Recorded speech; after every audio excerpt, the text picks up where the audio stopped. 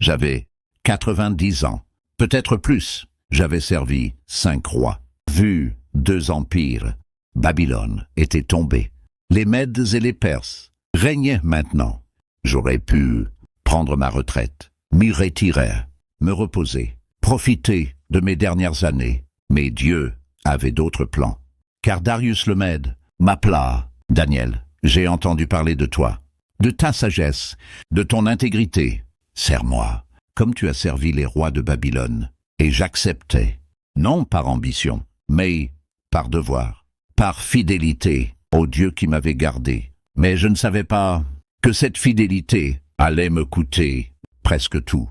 Darius était un bon roi, organisé, méthodique, juste. Il divisa son vaste empire en 120 provinces. Chaque province gouvernée par un satrape, un gouverneur. Et au-dessus des satrapes, il établit 3 chefs, 3 administrateurs suprêmes pour superviser tout le royaume. Et parmi ces 3, j'étais l'un d'eux, Daniel, le vieux prophète hébreu, à 90 ans, administrateur d'un empire. Mais il y avait une différence entre moi et les 2 autres chefs. Ils étaient compétents, mais moi, Daniel surpassait les chefs et les satrapes. Pourquoi? Pas parce que j'étais plus intelligent ou plus ambitieux. Non, parce qu'il y avait en lui un esprit supérieur, l'esprit de Dieu. Je ne trichais pas, ne volais pas, ne mentais pas. Je faisais mon travail, honnêtement, fidèlement, excellemment. Et cela se voyait. Darius le remarqua. « Daniel, tu es exceptionnel. » Il me convoqua un jour. « Tes rapports sont toujours exacts. Tes conseils, toujours sages. Ton intégrité, irréprochable. » Il se pencha. « En avant, je pense t'établir sur tout le royaume. » Tout le royaume. Cela signifiait Premier ministre, au-dessus de tous les autres. Majesté, je suis honoré, mais accepte, c'est décidé. Je m'inclinais. Mais dans mon cœur, je savais, cela allait créer des ennemis. Et en effet, quand la nouvelle se répandit, les autres chefs, les satrapes, furent furieux. « Quoi, Daniel ?» Ce vieil hébreu. Au-dessus de nous, ils se réunirent en secret. C'est inacceptable. Il faut l'arrêter, le discréditer. L'un d'eux, un certain Artaban, parla. Trouvons quelque chose contre lui, une erreur, une faute, un vol, un mensonge. Ils hochèrent la tête. Oui, cherchons.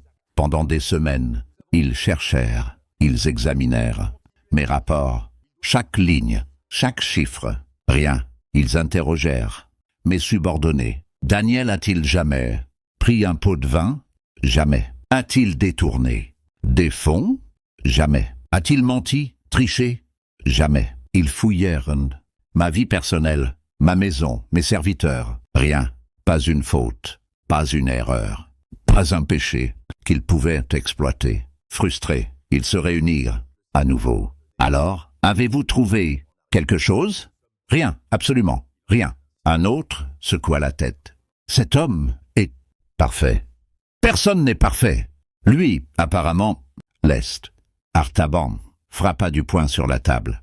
Il doit bien y avoir quelque chose. Puis, l'un d'eux murmura. Il y a une chose. Tous se tournèrent. Quoi? Sa religion. Puis, des sourires. Lents, cruels. Sa religion. Bien sûr. Il prie son Dieu 3 fois par jour. Fenêtres ouvertes. Tournées vers Jérusalem. Tout le monde le sait. Il ne manque jamais. Artaban sourit. Alors, nous ne trouverons rien contre lui. Dans l'administration du royaume, il se pencha en avant. Mais nous trouverons quelque chose dans la loi de son Dieu. Écoutez, voici le plan. Artaban parla à voix basse. Nous allons voir le roi, tous ensemble. Nous lui proposerons une loi qui semble raisonnable, qui semble honorer le roi, mais qui, en réalité, sera un piège pour Daniel. Quelle loi? Artaban sourit. Une loi interdisant la prière. Pendant 30 jours, personne ne pourra prier, ni demander quoi que ce soit à aucun dieu, à aucun homme, sauf au roi. Ils échangèrent des regards. Et la punition? La fosse aux lions. Le lendemain, les satrapes, les chefs, les conseillers, tous ensemble, vinrent devant Darius. Ô roi Darius, vis éternellement. Ils s'inclinèrent profondément. Darius sourit. Il aimait être honoré. Que voulez-vous? Majesté, nous avons tous délibéré. Tous? Oui, tous les chefs du royaume, les satrapes, les intendants, les conseillers, les gouverneurs. Ils mentaient. Daniel n'avait pas été consulté. Et nous avons pensé qu'il serait bon d'établir une ordonnance royale. Quelle ordonnance? Voici, Majesté. Artaban s'avança, que pendant 30 jours, quiconque adressera des prières à quelque dieu ou à quelque homme, excepté à toi, ô roi, sera jeté dans la fosse aux lions. Darius réfléchit. 30 jours, sans prier personne, sauf lui. Cela flattait son ego. Pourquoi cette loi? Majesté, tu es nouveau sur le trône. Certains pourraient être tentés de chercher d'autres protecteurs, d'autres dieux. Cette loi établira que tu es le seul à qui on peut se fier. Darius hocha la tête. Cela avait du sens. Et pourquoi? La fosse aux lions? Pour montrer ta puissance, ta force, que tu ne tolères aucune désobéissance. Darius sourit. Très bien, rédigez l'ordonnance. L'ordonnance fut rédigée. Ô roi Darius, toute personne qui pendant 30 jours adressera des prières à quelque dieu ou à quelque homme, excepté à toi, ô roi, sera jeté dans la fosse aux lions. Darius lut, puis prit son sceau et le pressa sur la cire. Scellé, selon la loi des Mèdes et des Perses, qui ne peut être révoqué, irrévocable. Les conspirateurs sourirent. Le piège était tendu. Quand j'appris la nouvelle, je sus immédiatement. C'était un piège pour moi. Mes serviteurs me supplièrent. Maître, pendant 30 jours, prie en secret. Ferme les fenêtres. Prie dans ton cœur. Dieu comprendra.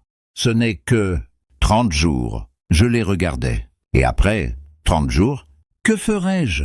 Tu pourras prier à nouveau, ouvertement.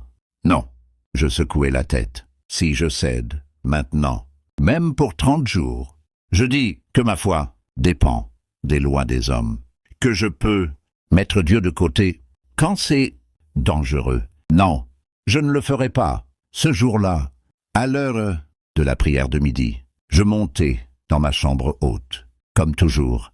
J'ouvris mes fenêtres, comme toujours, tourné vers Jérusalem, vers la ville de mon Dieu, et je m'agenouillais, comme toujours, 3 fois par jour, depuis 70 ans. Je ne changerai pas.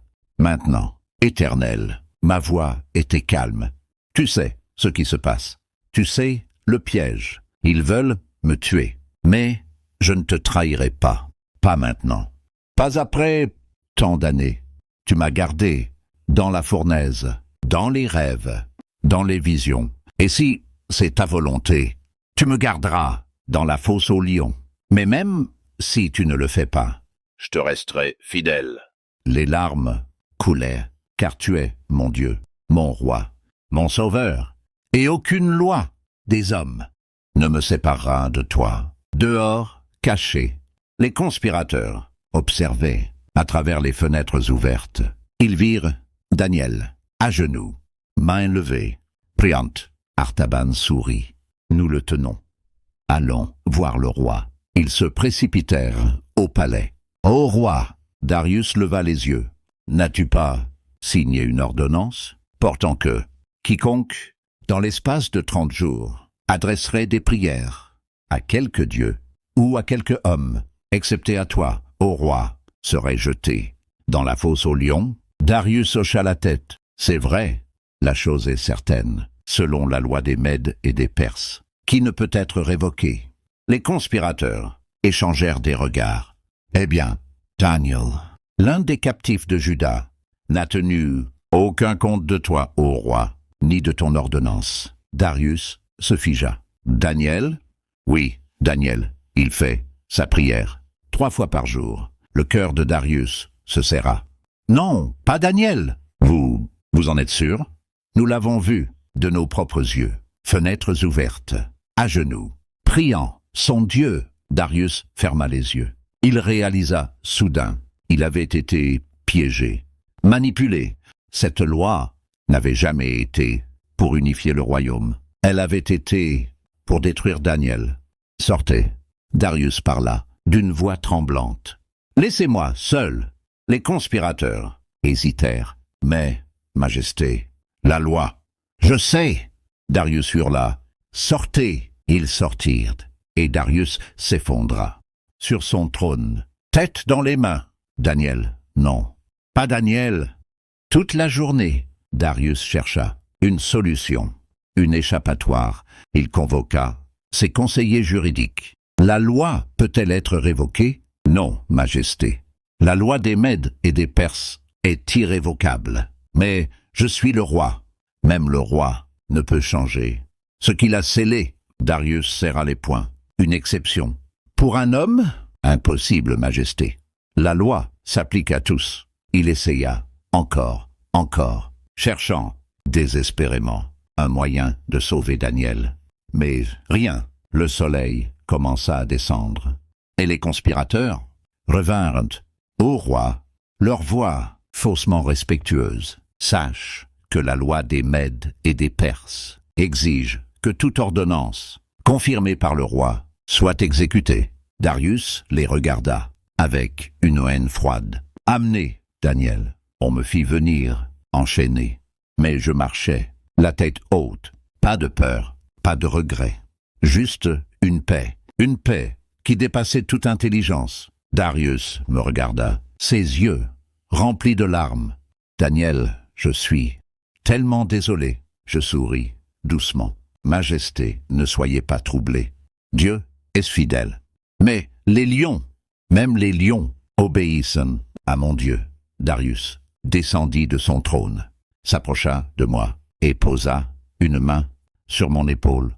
Que ton Dieu, que tu sers avec persévérance, te délivre. C'était une prière d'un roi païen pour le Dieu qu'il commençait à connaître. Merci, Majesté. On me conduisit hors du palais, à travers la ville, vers la fosse aux lions. Une fosse profonde, creusée dans la roche. J'entendais déjà les rugissements, affamés, impatients. Les gardes tremblaient, mais moi, j'étais en paix. Nous arrivâmes, la fosse était là, noire, profonde. Une ouverture au sommet, avec une pierre massive. Pour la selle, en bas, dans l'obscurité, je voyais des yeux, brillants, jaunes, des dizaines d'yeux, les lions, affamés, depuis des jours. Pour rendre l'exécution plus spectaculaire, Darius était venu. Il me regarda. Une dernière fois, Daniel, sa voix se brisa. Que ton Dieu te délivre, il le fera, Majesté, d'une manière ou d'une autre. Les gardes me saisirent et me jetèrent. Je tombais dans l'obscurité. Je heurtais le sol de rocailleux. Mes vieux os craquèrent. Je gémis de douleur, puis les rugissements tout autour de moi. Je levai lentement la tête. Mes yeux s'habituèrent à l'obscurité et je les vis. Les lions, énormes, puissants, crinières massives, crocs, brillants. Ils s'approchaient lentement, prudemment, encerclant leur proie. Moi, un vieil homme, faible, blessé, une proie facile. Mon cœur battait, faute. J'allais mourir, dévoré, déchiqueté, éternel. Je murmurais. Je remets mon esprit entre tes mains. Les lions s'approchèrent encore, leur respiration chaude, leurs yeux fixés sur moi. L'un d'eux ouvrit la gueule, rougit.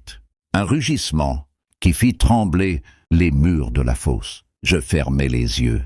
Puis, quelque chose changea. L'air devint différent. Une présence. Je rouvris les yeux et je vis une lumière, douce, dorée, au milieu de la fosse. Et dans cette lumière, une silhouette, un homme, non, plus qu'un homme, un ange. Il était magnifique, vêtu de blanc, rayonnant de lumière. Son visage, plein de paix, il me regarda et sourit. « N'aie pas peur, Daniel. » Sa voix, comme une musique. « Dieu a entendu ta prière. Et il m'a envoyé. »« Qui es-tu » ? « Je suis un messager. Envoyé pour fermer la gueule des lions. » L'ange se tourna vers les lions et leva sa main. Immédiatement, les lions s'arrêtèrent. Leur regard changea. De féroce à doux, ils baissèrent leurs têtes, se couchèrent. Comme des agneaux, l'un d'eux s'approcha et posa sa tête sur mes genoux, comme un chien domestique. Je touchais sa crinière, douce, chaude. Il ronronna. Toute la nuit, je restais là, assis, entouré de lions. Mais ils ne me touchèrent pas. Ils dormaient, paisiblement, certains contre moi, me réchauffant. Et l'ange resta avec moi. Toute la nuit, gardien silencieux. Nous ne parlions pas beaucoup, mais sa présence remplissait la fosse de paix. Pendant ce temps, au palais, Darius ne dormait pas. Il avait refusé la nourriture, les divertissements, la musique. Il restait seul dans ses appartements, marchant de long en large. « Daniel, Daniel !» il murmurait. « Que ton Dieu te délivre. » Mais dans son cœur, il doutait. Comment quelqu'un pourrait survivre à une nuit avec les lions dès les premières lueurs de l'aube? Avant même que le soleil se lève, Darius se précipita hors du palais, vers la fosse, courante, haletante.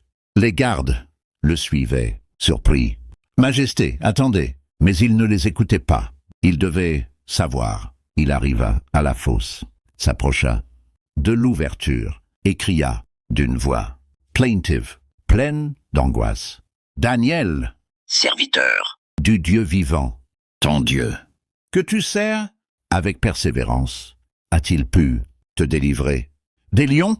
Le cœur de Darius se serra. « Non, il est mort. » Puis une voix claire, forte, montant des profondeurs. « Ô roi, vis éternellement. » Darius sursauta. « Daniel, mon Dieu a envoyé son ange, et il a fermé la gueule des lions. Ils ne m'ont fait aucun mal, parce que j'ai été trouvé innocent devant lui, et devant toi aussi, ô roi. Je n'ai rien fait de mal. » Darius tomba à genoux. Les larmes jaillissaient. « Il est vivant, vivant. » Il se tourna vers ses gardes. « Enlevez la pierre. » Immédiatement, la pierre fut roulée. Des cordes furent jetées. « Daniel, saisis les cordes !» Je les saisis, mes vieilles mains, tremblantes, mais fermes, et ils me remontèrent, lentement, précautionneusement, jusqu'à la surface. Je sortis de la fosse. Darius me serra dans ses bras. « Daniel, Daniel !» Il pleurait, ouvertement. Puis il s'écarta. « Laissez-moi te voir. » Il m'examina. « Tes cheveux, pas brûlés, pas arrachés. Tes vêtements, pas déchirés, pas tachés de sang. Ta peau, pas une égratignure, pas une morsure. Tu es intact. » Mon Dieu m'a gardé, parce que j'ai cru en lui. Darius se tourna vers les conspirateurs, Artaban et les autres, qui observaient bouche bée. « Vous !» Sa voix était glaciale. « Vous avez manigancé tout cela. Majesté, nous ne faisions qu'appliquer la loi. Menteur !» Darius pointa vers la fosse. « Vous vouliez tuer Daniel. Vous m'avez manipulé, utilisé. » Il fit signe aux gardes. « Jetez-les dans la fosse. » EUX, leurs femmes, leurs enfants, tous. Les conspirateurs hurlèrent. Non, pitié.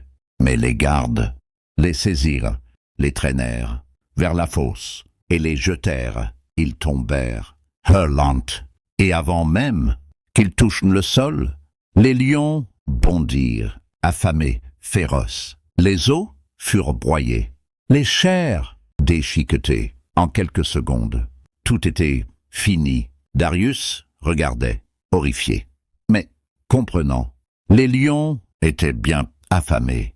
Et pourtant, ils n'ont pas touché Daniel. Il se tourna vers moi. Ton Dieu est réel, plus réel que tous nos dieux. Darius retourna au palais et fit écrire un décret, envoyé dans tout l'Empire, à tous les peuples, à toutes les nations, à tous les hommes, de toute langue, qui habitent sur toute la terre. Que la paix vous soit multipliée. J'ordonne que dans toute l'étendue de mon royaume, on tremble et on craigne devant le Dieu de Daniel, car il est le Dieu vivant, qui subsiste éternellement. Son royaume ne sera jamais détruit. Sa domination durera jusqu'à la fin. C'est lui qui délivre et qui sauve, qui opère des signes et des prodiges dans les cieux et sur la terre. C'est lui qui a délivré Daniel de la puissance des lions. Ce jour-là, le monde entier apprit que le Dieu d'Israël est le Dieu vivant et que ceux qui lui font confiance ne seront jamais confus.